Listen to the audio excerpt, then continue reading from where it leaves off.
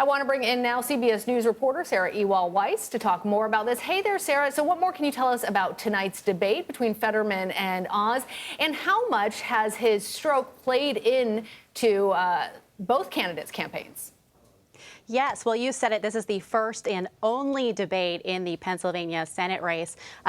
64% of voters said they're likely to watch it or somewhat likely to watch it. So it is something people will be paying attention to. Keep in mind, though, a lot of people have already made their decision on who they're going to vote for in this race. And we do know that more than 600,000 people have already cast ballots by mail in the Pennsylvania midterm in the Senate race.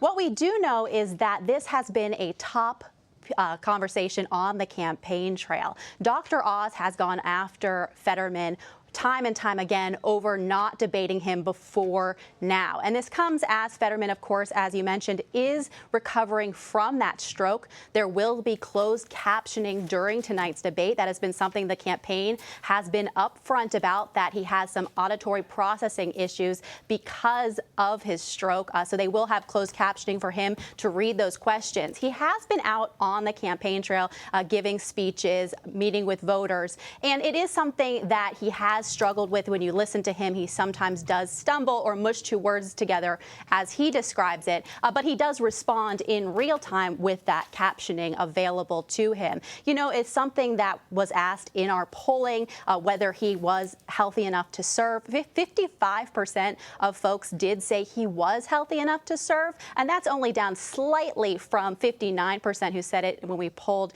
in September. And of course, this has been something that Dr. Oz has been hitting him over and over again between September and now.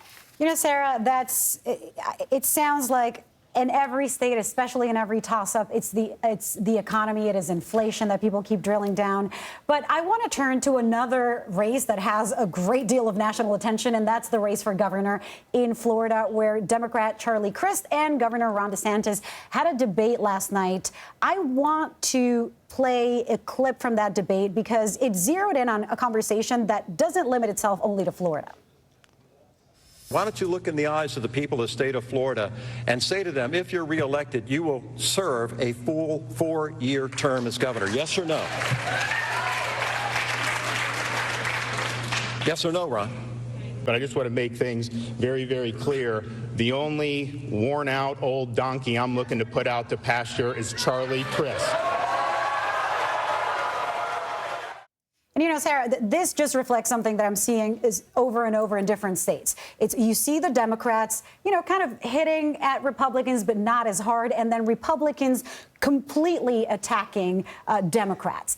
Does this kind of conversation around DeSantis's aspirations to be president hurt him or help him in the campaign? What else can you tell us about this?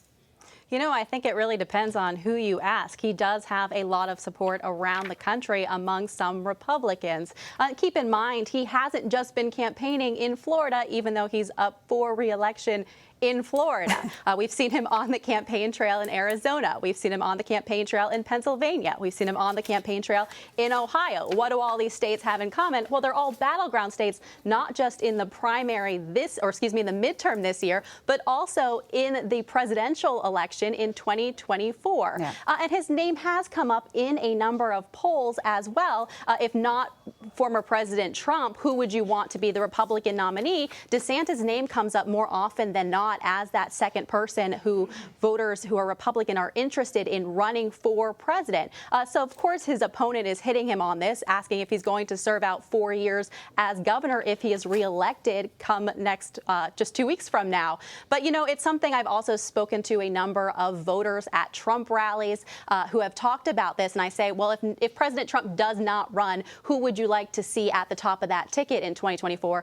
And DeSantis' name comes up all over the place, and not in Florida, where I've been asking this question. And some say even before Trump. I mean, he has a great deal of support at this point, too. Absolutely. All right, Sarah, thank you.